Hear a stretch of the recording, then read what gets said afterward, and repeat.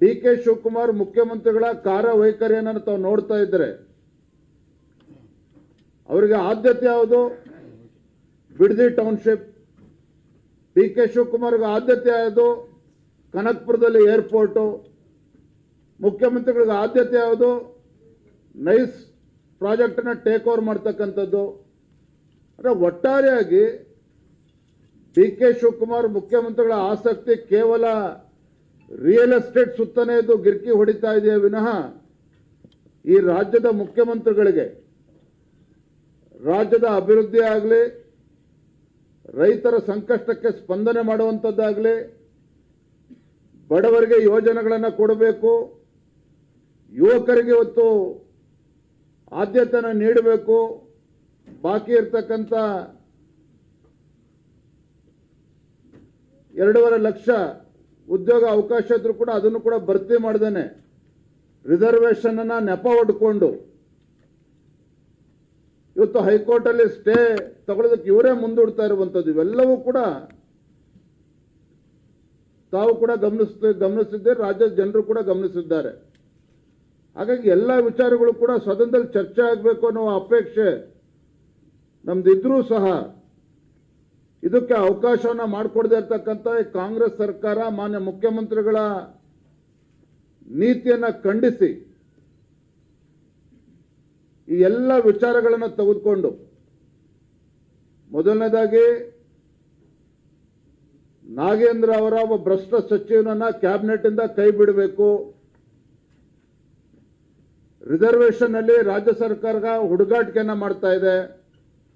OBC reservation ಬಗ್ಗೆ ಸಿದ್ದರಾಮಯ್ಯವರು ಅವತ್ತಿಂದನೂ ಕೂಡ ಬೊಬ್ಬೆ ಹೊಡಿತಾ ಇದ್ರು. ಅದ್ರ ಬಗ್ಗೆನೂ ಕೂಡ ಸ್ಪಷ್ಟ ನಿಲುವನ್ನ ಈ ಮುಖ್ಯಮಂತ್ರಿ ತೆಗೆದುಕೊಳ್ಳೋದಕ್ಕೆ ಸಾಧ್ಯ ಆಗಿಲ್ಲ. ವಾಲ್ಮೀಕಿ ಸಮುದಾಯಕ್ಕೆ 3 ಇದ್ದಂತನ 7% ಏರಿಸಿದ್ವಿ ನಮ್ಮ ಸರ್ಕಾರ ಇದ್ದಾಗ, ಬೊಮ್ಮಾಯಿನವರು ಇದ್ದಾಗ. ಅದಕ್ಕೂ ಕೂಡ ಕಲ್ಲಾಗ್ತಕ್ಕಂಥ ಕೆಲಸ ಕಾಂಗ್ರೆಸ್ ಸರ್ಕಾರ ಮಾಡಿದೆ. ಮತ್ತೊಂದು ಕಡೆ ಬರ, ರೈತರ ಸಂಕಷ್ಟಕ್ಕೆ ಸ್ಪಂದನೆ ಮಾಡಬೇಕು. ಉತ್ತರ ಕರ್ನಾಟಕದ ವಿಚಾರಗಳು, ನೀರಾವರಿ ಯೋಜನೆಗಳಿಗೆ ಆದ್ಯತೆಯನ್ನು ನೀಡಬೇಕು. 2.5 ಲಕ್ಷ ಹುದ್ದೆಗಳು ಇವತ್ತು ನೇಮಕಾತಿ ಆಗದೇನೆ ಏನು ನೆನೆಗುದಿಗೆ ಬಿದ್ದಿದ್ದಾವೆ, ಇದಕ್ಕೆ ರಾಜ್ಯ ಸರ್ಕಾರ ಆದ್ಯತೆಯನ್ನು ನೀಡಬೇಕು. ವೃದ್ಧಾಪ್ಯ ವೇತನ, ಸಂಧ್ಯಾ ಸುರಕ್ಷಾ, ಅದೇ ರೀತಿ ಬಡವರಿಗೆ ಮನೆ ಕೊಡ್ತಕ್ಕಂಥ ವಿಚಾರ ಎಲ್ಲವನ್ನು ತೆಗೆದುಕೊಂಡು ನಾವು ರಾಜ್ಯದ ಜನರ ಮುಂದೆ ಹೋಗಬೇಕು. ಈ ಕಾಂಗ್ರೆಸ್ ಸರ್ಕಾರದ ಬಂಡವಾಳವನ್ನ ಬಯಲುಗೆಳಿಬೇಕು. ಭ್ರಷ್ಟಾಚಾರದಲ್ಲಿ ಮುಳುಗಿರ್ತಕ್ಕಂಥ ಕಾಂಗ್ರೆಸ್ ಸರ್ಕಾರವನ್ನ ಬೀದಿಗೆಳೆದು ತರ್ತಕ್ಕಂಥ ಕೆಲಸವನ್ನು ನಾವು ಮಾಡಬೇಕು ಅಂತೇಳಿ ಭಾರತೀಯ ಜನತಾ ಪಾರ್ಟಿ ನಾವು ತೀರ್ಮಾನ ಮಾಡಿದ್ದೇವೆ.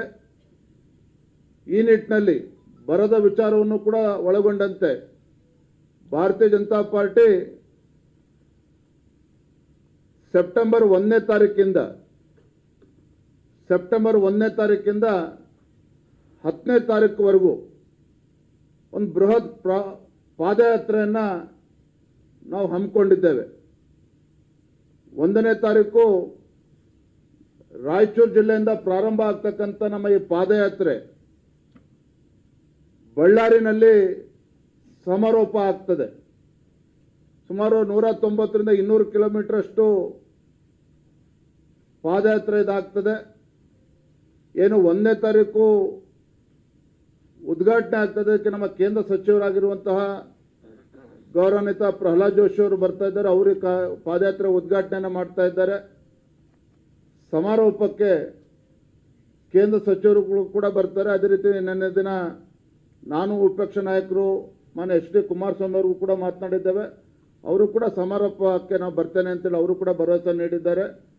ಒಟ್ಟಾರೆಯಾಗಿ ನಮ್ಮ ಉದ್ದೇಶ, ಈ ಪಾದಯಾತ್ರೆ ಉದ್ದೇಶ ಈ ಜನ ವಿರೋಧಿ, ಬಡವರ ವಿರೋಧಿ, ರೈತ ವಿರೋಧಿ ಮತ್ತು ಯುವಕರ ವಿರೋಧಿ ಮತ್ತು ಅಭಿವೃದ್ಧಿ ವಿರೋಧಿ ಕಾಂಗ್ರೆಸ್ ಸರ್ಕಾರವನ್ನು ಇವರ ಬಣ್ಣವನ್ನು ಬಯಲಿಗೆಳಿಬೇಕು. ರಾಜ್ಯದ ಜನರಲ್ಲಿ ಜಾಗೃತಿಯನ್ನು ಮೂಡಿಸಬೇಕು.